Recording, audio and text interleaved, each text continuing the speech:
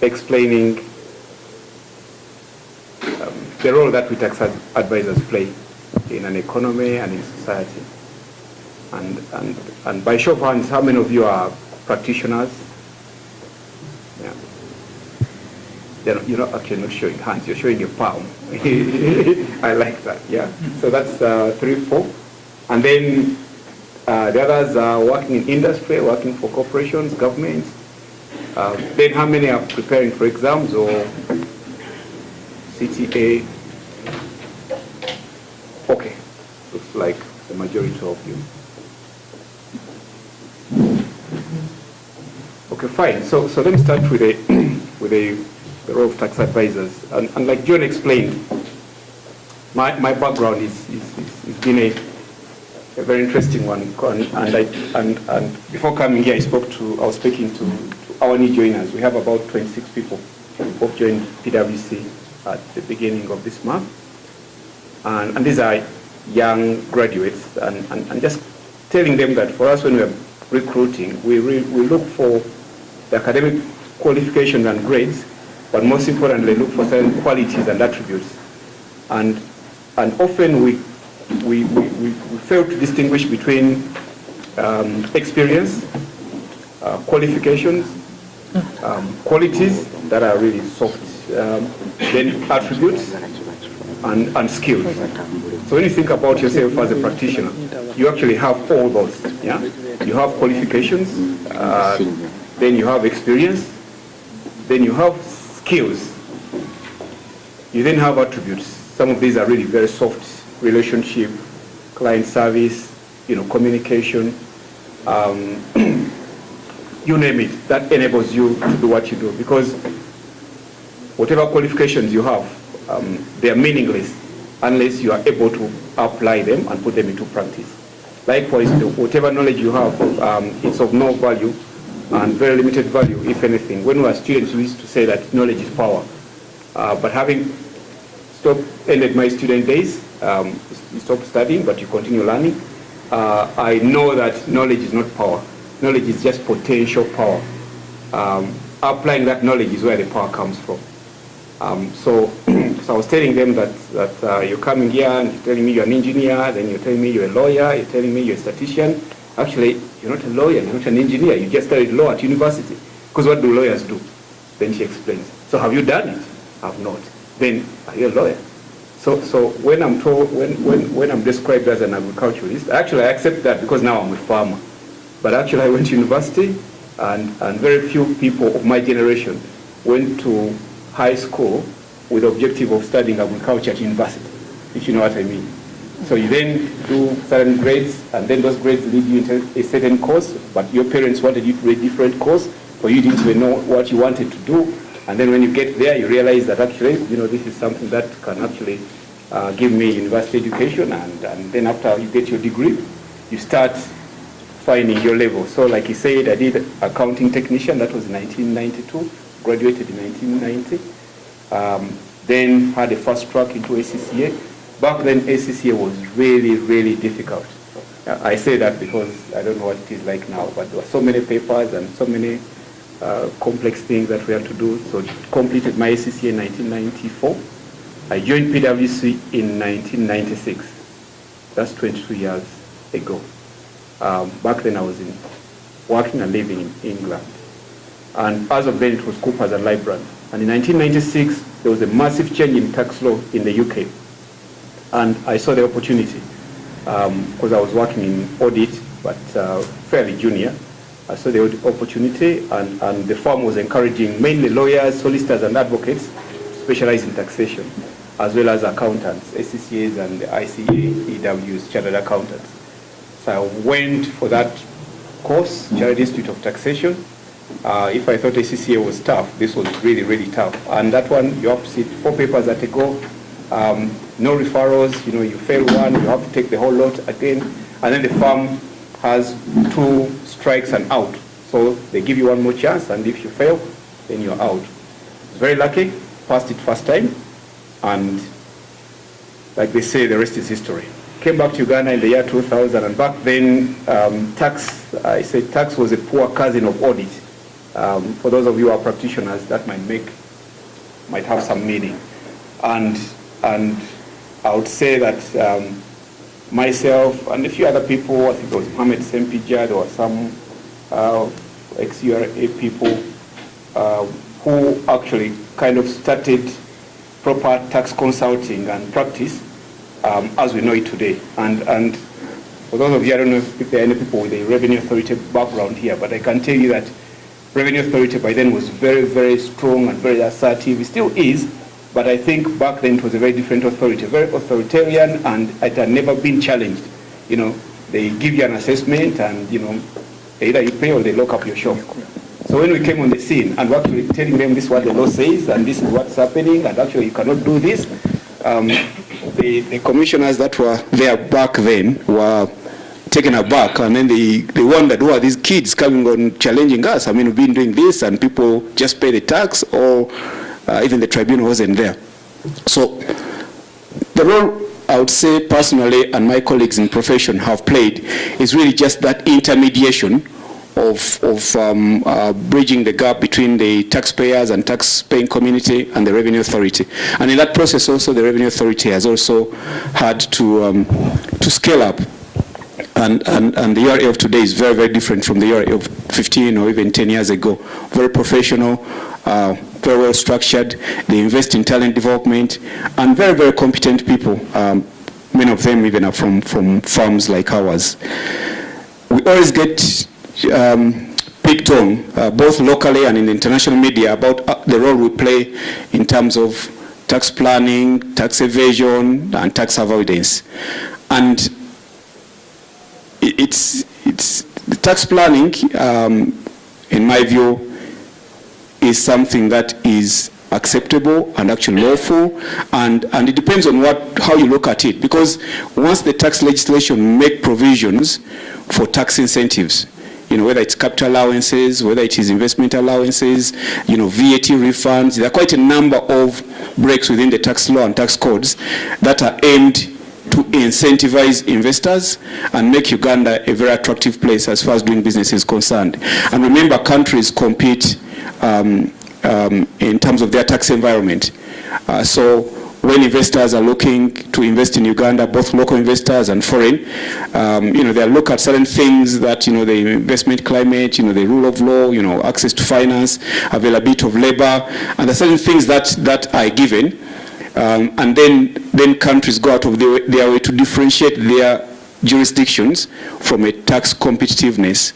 And that's why you find that one country gives a tax holiday, the other country says, you know, if you invest outside Kampala, you know, we'll give you initial allowances or accelerated allowances. Another one says if you invest in the oil and gas sector, you don't pay VAT on the plant, machinery and equipment if you're still investing. All those are incentives.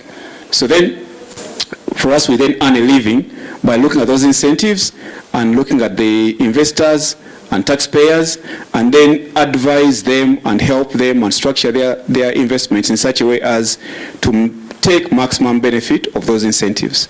And to me, that is tax planning. Then, in between tax planning and tax evasion, which is illegal, you then have a sort of whole gray area that one would call tax avoidance. Now, tax avoidance right now, the debate is moved from whether it's lawful or not to whether it is whether it's moral. And the challenge with legislation and laws is that, you know, when you're legislating, and the legislature, people in parliament, of course they consider morals, and also they consider what is right, they consider what is acceptable, what is fair, and then they make law. Now, once those laws are in place, then the other person now to make judgment about their rights or wrong is the judiciary. So now for me, if you come to me and you tell me, I want to structure an investment, but I understand there's a tax treaty between Uganda and Mauritius or Uganda and Netherlands, and if I would structure my investment in such a way as to invest out of Netherlands, and I meet that criteria from a residence perspective, I will not be paying withholding tax in Uganda.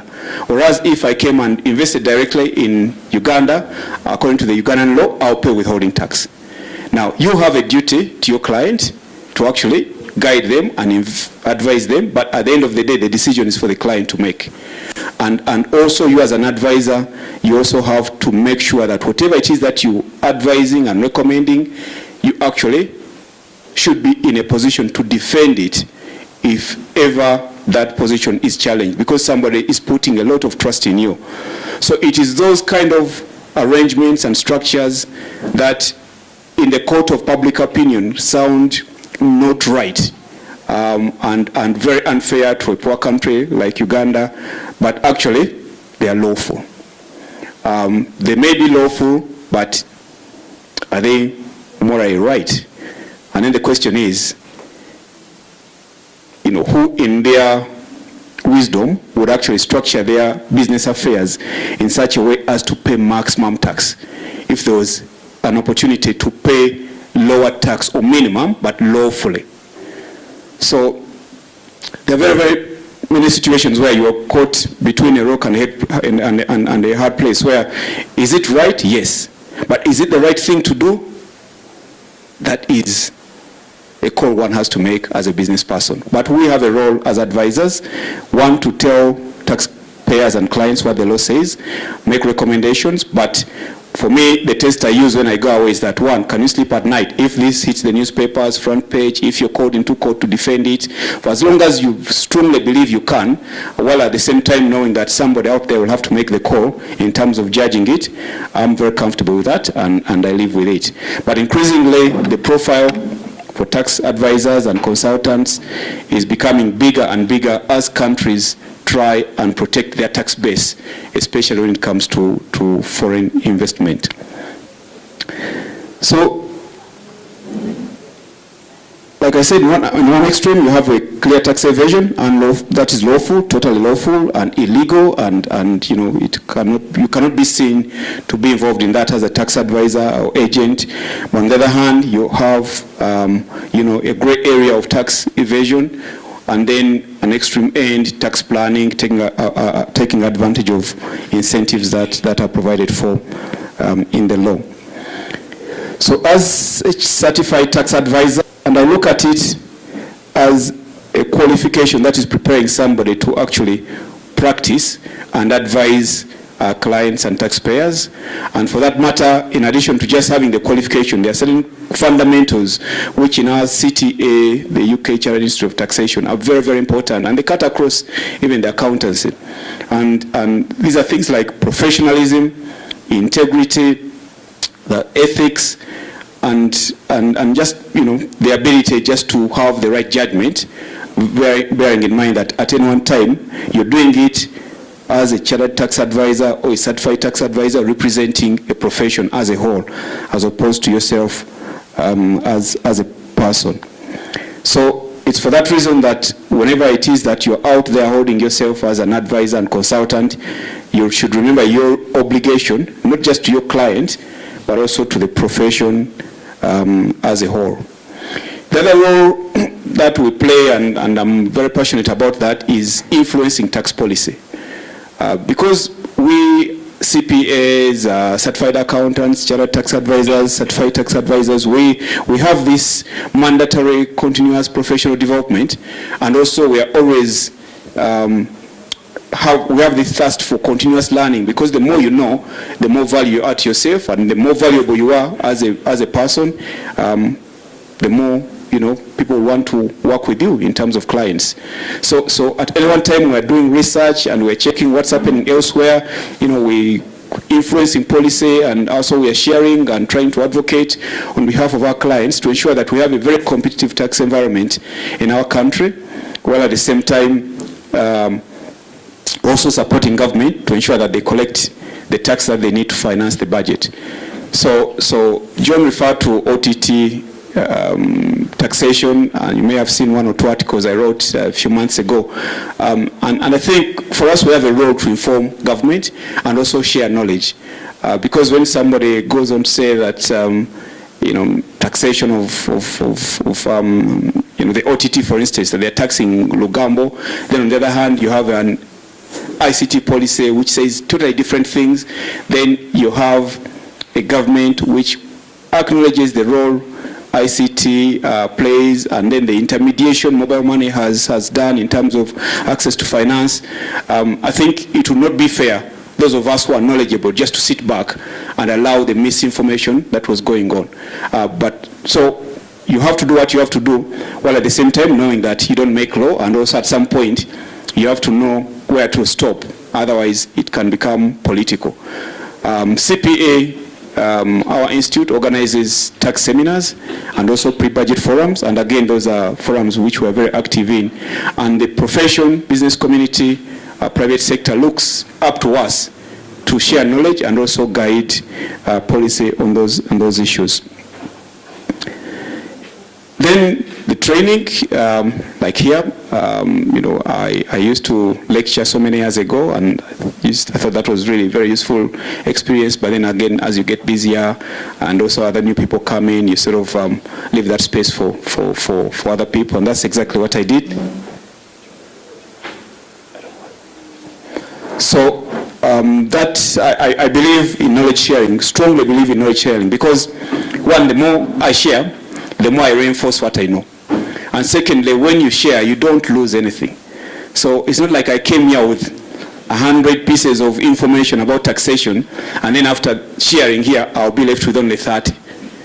So it's really, really important that as professionals, we share knowledge, we influence, we educate, we advocate, and also we, wherever possible, try and influence and have our role. You find people who are very vocal and very visible, and they get all the media attention. And for us, it's not about media. It's about having substance and depth and being informative. And if we always take a back seat, then there's going to be a vacuum, and that vacuum will be filled with misinformation. And it's for that reason that personally, as a person and also as a profession, I strongly believe in that and support the institute always whenever there's an opportunity to do that. I think for those of you who are sitting the exams, passing the CT exams, to me, is a major milestone, because I'm a tax professional with an accounting background. I distinguish myself from an auditor and as an accountant. And I can afford to make that distinction because I already have those qualifications anyway. And if I need to be referred to as an accountant, I can fall back onto that. But tax consulting and tax advisory is a very, very dynamic environment. Tax laws are continuously changing. Corporations, the way they do business, are always changing. But tax in particular is very, very personal in nature. So you go to advise a company, a big corporation, and at some point you're dealing with a corporation at the very high level. And then later on, you're actually dealing with individuals. Because a CEO may talk to you about investment structuring for the company. And then after that, the CEO tells you, actually, my performance as the CEO is based on the profitability of this company. So whatever structuring and advice that helps the company makes more profit lawfully helps me. And then now it is very personal to him. Then after that, depending on the profits that the company makes, I'll be remunerated by way of a bonus, by way of share options, perks and benefits. Now this is now very personal to him. So do I take a car? Do I take shares? Should they pay my children's school fees? Do I take additional medical insurance? So that kind of conversation you have with business leaders is very, very personal compared to the sort of conversations we normally have with our clients when we are doing auditing, because of the level of interaction. And that's why you find that as a professional tax advisor, in addition to all these qualifications and experiences, the skills that I talked about and the qualities that I talked about are very, very important. You can have so many qualifications, but you cannot engage. You cannot communicate. You cannot write. That will be useless as far as your qualifications are concerned, because until you're able to communicate and get that message through and then help that information you're sharing to be applied, in my view, you are not adding much value. Then the concept of being put into a position of trust. And again, you'll be familiar with the concept of trusted business advisor. But people do business with people. And it's very, very important for you as a tax professional to go beyond the transaction, because at times we end up being very transactional in relationships, and you call somebody only because you want to his business or her business. And it's really important that you go beyond the transaction and create a relationship so that that person not only thinks about you whenever an issue of that kind arises, but actually he can be your advocate and tell other people about the value that you can add. And that is something that personally I've been able to do successfully, but I do that by also identifying the peer groups. So at times you've got to sort of sit back and look into your phone and look at the contacts that you have in there. In your phone, you have friends, you have contacts, you have acquaintances, you have people that you know of, and then you have people who you don't even know how that number got into your phone. And at some point you have now to categorize those people, because when somebody gives you a business card with all these contacts, she or he's saying that it's okay to contact me. Yeah, and if you don't save that contact, if you don't make contact immediately, if you don't find reason to continue with that dialogue, then it's very easy that they may forget about you. And at times we're very transactional in relationship, and we have this mantra of being corporate, yeah, and then we cease to be human beings. It's very, very important that we take this corporate mask away completely, because whenever you're hiding behind a corporate mask, whenever you use your corporate title and corporate mask, you're actually hiding. You're hiding yourself, and you're saying, I'm a CEO, and for that matter, I should not be doing those things. And say, who does those things? Normal people. So a CEO is not a normal person? Yeah. And guess what? 2 years later, 3 years later, you're no longer Mr. CEO or Miss CEO. Then what happens? Then you start now learning to being human again. So it's really important that you don't get carried away with these titles that you have and these corporate profiles that you have, and be able to actually relate with people as human beings. And people get disarmed very easily when you are actually genuine and real and authentic. Because you look at your peers, yeah, I'm 50 years. My colleagues I went to school with are now CEOs and directors and business leaders in many of the corporations here in town. But I don't go and start that phony talk of business. We're all parents, and our children are of the same age, and maybe they go to the same schools, and we're all dealing with the same issues in life. So you cannot just relate at that transactional level and then you even run out of conversation. Yet actually you've got so much depth if you decide to just talk about your years at high school, the experience of your children and how you're coping with parenthood and what you're doing now that you've done your house, and what you're doing in doing a rural home, and we're now getting to that age where we are dying. Last week I was organizing my friend's wife's funeral, and we were talking and we were wondering that when we were 20 years we used to think that 40 people are really old. And we were at university at the age of 18, 19, and mature students were like 25, 26, and for us we thought those people were really old. Then you get to 30, and then you say 45 is old. Now you get to 50, and you say, I don't know even at what point old is old, but to me now it's no longer about how old one is, it's about what one has done with the years he's been on earth. So look into your peer groups and find out where they are and what role they are playing and what influence they have, and try and develop deep relationships that can actually translate into good business for you directly and indirectly, induced, indirect, and also for your firms and organizations. Like I said, I didn't prepare anything formal, but when I got the profile of the kind of people here you are, I said, let me just share my experience. Hopefully I'll add value or two to you. I'll also have some talking points I have here in terms of preparation for exams, which I'll share. But for now, maybe let me just pause there and reflect on what I've shared. I'm quite happy to take questions, or even anyone who may want to challenge what I've said, add what I've said, comment on what I've said, or even ask me anything that probably is related or unrelated, personal. I've had a wealth of experience, and my journey is not very conventional compared to other accountants and other business leaders.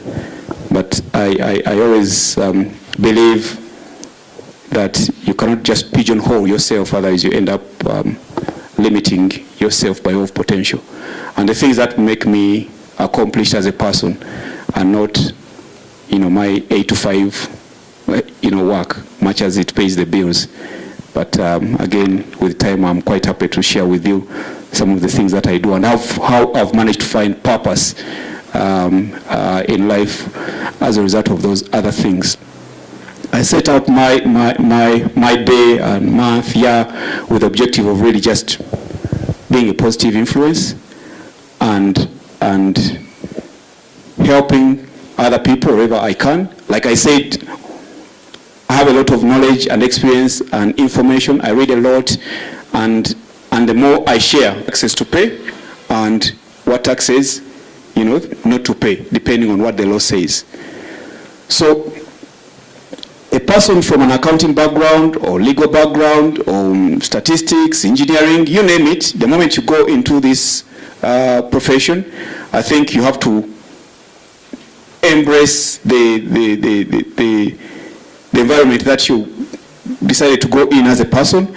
And tax is not very different from other exams, for starters, in terms of preparation. I've done many exams, but I also have been an examiner. I've prepared students for exams. I've done lecturing. I've marked exams. And as a student, it's very, very important to understand that the examiner's objective is actually not to fail you. And he doesn't even know you. So they are looking for a certain level of minimum competence. And that's why the minimum pass is 50.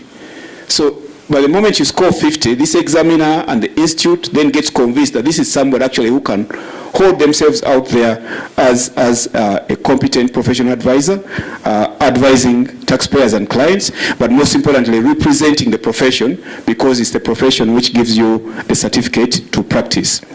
So when I was a lecturer and examiner, I used to tell my students that 2 rules, cardinal rules as far as preparing for exams.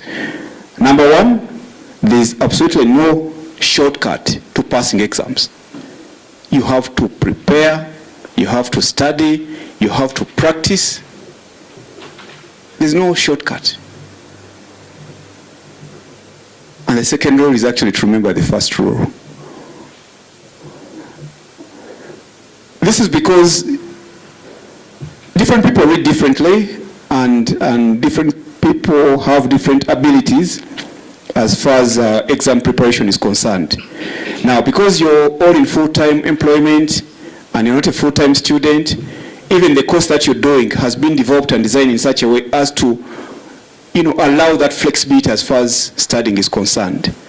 But because it's a professional exam, as opposed to national curriculum where it's about rote learning and memorizing and regurgitating what the teacher said, this is applying principles of taxation, applying the law and practices. Paper 11, which is very much a practice-based paper where you have case study scenarios.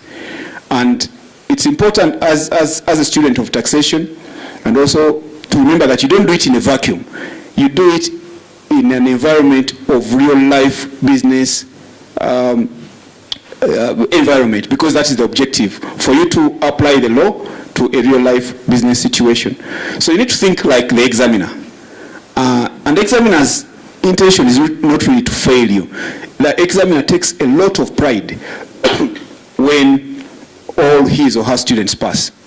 Because one, much as they are not the ones who prepare those students for the exams, because very few examiners are also lecturers, it means that out there are lecturers who understand the examiner from a syllabus perspective, and out there the examiners who have really prepared students very, very well.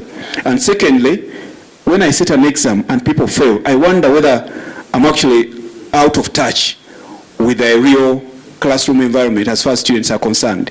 So when students pass, there's no way I can say, oh, am I being too lenient here? Because for me, it's, if I don't give you your marks, it doesn't mean that now I had 10 marks, now I'm going to go back and I'm going to now have 110 marks and my bank balance is going to increase because I've retained some marks. No. So the objective is to examine students and ensure that when they pass and they go out there, because the moment they pass and go, they've gone. And the public will say, what kind of accountants do we have? And where do they come from? How do they qualify?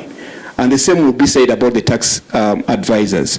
So please look at the syllabus as it is now. I don't know much about the training colleges and who are the trainers there because CTA is fairly new, but for some time we've had ACCA and you've said advanced taxation, and there are 3 other papers, I believe, in CPA for taxation. So there are quite a number of good, competent people out there in the market who, in my view, understands taxation really well. But maybe more of these interactions and courses focusing maybe on the CTA, even identifying particular problem areas, because when you talk about income tax, it's a fairly rich, comprehensive legislation that I cannot stand here and start talking about it. But the paper, the way it is structured and the way the syllabus is structured is examining you on different aspects of income tax: personal taxation, corporate income taxation, aspects of withholding tax, capital allowances and various other things, all aimed at ensuring that by the time you go out there as a practitioner, you can actually advise clients on this law. The reason why it is CTA, Certified Tax Advisor, is because the moment you are certified, then the institute is happy that you can go in the market and advise people. So please, look at it positively and differently, and forget all the numbers, because even the numbers that the finance and accounting background you're coming from, I don't know whether that background is from O level or A level. Most likely it is just 3 years ago when you decide to do ACCA or CPA. If you are not like me and you studied statistics or BCom at university, maybe again you can say, okay, that is your background. But again, it's just a very short period of time compared to the many years you have ahead as a tax advisor. So never allow yourself to become a victim or prisoner of the past by saying that at university I read BCom and statistics, me I'm a numbers guy. And now CTA is talking to me about tax law. I mean, now become a law guy. And we know more in taxation as tax advisors than the lawyers. Because the lawyers, again, the law is very broad. Somebody is commercial law, the other one is litigation, the other one is whatever. But for you, your focus is on taxation and tax law, and there are about 3-4 different laws. You master them, and not just reading them for the exam, but continuously upgrading yourself whenever there's a legislation, whenever there's a debate in Parliament, VAT is changing, withholding tax, excise duty, customs duty. You have to go back and read and learn, because clients are going to come to you for advice. When I say think like the examiner, what the examiner is trying to do is to assess a certain minimum level of competence to enable him or her conclude that this is somebody who can go out to the market and practice as an advisor. And they're not, looking for, purely right and wrong answers, because there are some aspects of tax law that are not necessarily right and wrong, but just reasoning. So when you talk about case law is often just persuasion. You start off by the principle coming from tax law, and someone talked about rollover relief or capital gains tax, and then you make the case, because you cannot start off with case law. There has to be a case of similar circumstances, and then you then bring and borrow that case law to just buttress your point. But the starting point is understanding the facts, internalizing them, and applying the law as it is to that particular situation in terms of facts, interpretation, and then if need be, or if you're asked to, then you have case law. And that is why you find that in paper 11, I don't know about the other papers, but paper 11, you're actually allowed to go in with the legislation. Because, and that's the case, isn't it? Because, in practice, you are actually always referring to the law. Nobody is going to expect you to know the VAT Act in your head and VAT Income Tax Act in your head, because you're a practitioner, you are always referring to the law. The law is always changing, and you're making consultation, and that's why in the exams you're allowed to go with the law. But remember, the expectation is not for you to regurgitate provisions of the law into the paper, because anybody can do that. In any case, you have the law with you in the exam. The objective is to apply the principles of law to the facts that have been given to you, whether it's computational, whether it is advisory, whether it is consultancy, whether it is writing memos and guidance, and you name it, so that you actually are seen to be simulating real life situations of being a tax advisor. So again, my advice is practice, practice, practice. Maybe for now you do not have enough of past papers that you can refer to, but again, the papers that we've done in the ISPAO course under taxation, the papers that we have so far done in the 2 or 3 diets that we have sat in the CTA, there are other exams like the Advanced Diploma in International Tax. It's a bit more complicated and a broader syllabus than the one we have here. Then, of course, the ACCA taxation papers.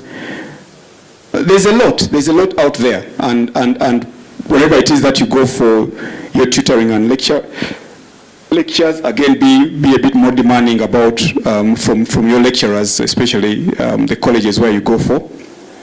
In the exam itself, what I observed is people failing to actually understand how to manage their time. So you find a question which you allocate 5 marks, and you're seeing somebody writing everything they know about it, and just writing so much, but there's the limit to how much you can allocate marks, because the marks allocation are already predetermined. So it's very, very important to budget your time really well. And I keep saying, put yourself in the examiner's head. The examiner wants you to succeed. Nobody sets the exam with the objective of failing people. Actually, if people fail your paper, it says a lot more about you, the examiner, than the students. Because either you don't understand the syllabus, or you made it so difficult. Even yourself, you can even struggle to make the marking scheme. And in fact, for me, if I was ISPA or the institute, I would ask that examiner to sit that paper in exam conditions, and I see how they fare. We've never had to get into that kind of situation, because it doesn't reflect well on you as an examiner. You're given the syllabus, you know who the trainers are, and you don't know the students, but you don't need to know them. It's just that you know what is expected of them, and you should prepare the exam in such a way as to examine people and test them on competencies and skills and attributes that make a good certified tax examiner. Watch out for clues in the question. Like I shared with you, I don't examine anymore, but the 2 CTA papers that I was involved in, paper 11 for the first and second diet sitting, I deliberately went out there and put in clues, because I'm a practitioner, and I put in things that are going to get people who are practitioners or people who are in this economy and understand what's going on to really get some indication of where actually I'm going. And I guess I can share this now, since I'm no longer an examiner and that paper is already gone. In the first one, I had a very long question. It was about 85 marks, but it had different subsections of 10, 10, 10, and I think 15. And I was coming out of some, it was at the height of a lot of activity going on in the oil and gas sector. And I did it in such a way that somebody can show their understanding of corporate structure, company law, how a company is taxed, how is that company taxed different from a person. That one, anybody, even an accountant, understands that an individual is different from a corporate body. And corporate companies are legal persons. Then the structure in terms of business, again, anybody who has been through accounting or law, or, you know, by the time you get to CTA paper 11, you know that, you know, there are options in terms of setup, sole trader, partnership, company. Then the whole concept of joint venturing, again, probably may not be taught in the classroom, but again, you know, it's the question was actually guiding you, and structured in such a way that, you know, you can pick 5 marks here, 7 marks here, even if you're blank on the other one of joint venture, it doesn't necessarily become fatal. Then you go on in terms of withholding tax, cross-border taxation, and it was designed in such a way as to kind of walk you through a life cycle of a corporation from initial setup to exit, if the person or investor wanted to wind down. And then some really free marks that were there, 15 of them, about professional competence, about what should be in a letter of engagement, about you know, the what is expected of you as an advisor. And those are like, there's sort of no right or wrong answers. I mean, if there's no way anybody in this room would go back and say, you know, as an advisor, you should try and get the most out of what you can out of that client, even if it means, you know, defrauding him or her or whatever. Nobody can write that. But professionalism, courtesy, competence, having a proper letter of engagement, and having clear terms in terms of scope of work. And that one does not matter whether a tax advisor or an architect or a lawyer or you know, whatever it is. The moment you're a professional services provider, it's very important that what you're going to do for your client is set out nicely by way of a letter of engagement or contract. So pleased to report that pass rates were, you know, fair, bearing considering that it was the first one. But where I got a bit disappointed was, again, the failure to allocate enough time to parts of the question that were actually rich and you could get really good marks, and also failure to show depth of understanding and application of principles. Because by the time you're at this level as a practitioner, on the verge of going out in the field as a CTA, you really have to demonstrate that depth. And that's why the legislation is given to you, so that if necessary, you refer to it. The second one, which was in November last year, because I did one of May and then November. The November one was not done as well as I wanted, or as I would have expected. And I've not had the opportunity to engage with the lecturers and the people who prepare candidates. But I'd agreed with John and the institute that I only do the first two, and then other people come in. But talks like this, I'm always very ready and willing to come and share. Don't try and tell everything that you know. Yeah, you know, we used to do that when we were in high school, and you know, you get paper and even you put your hand up asking for more paper when you're still writing, and people behind you look at you and they say this one. Yeah, I mean, you're not racing against anybody in that room. It's just between you and the examiner, and it doesn't matter what all the others people are doing, because there is a minimum pass mark.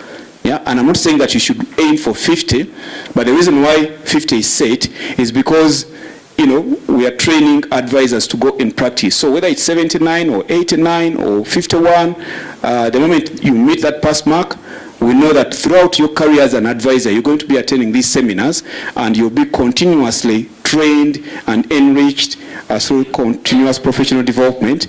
So there's going to be continuous learning. What we want now is just for you to qualify and certify you so that you move on.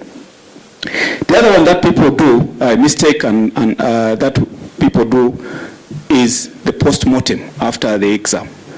I used to avoid those discussions because it's ended, and the last thing you want is to think of what you could have done and you not have done it, and then it affects your morale and preparation for the next exam.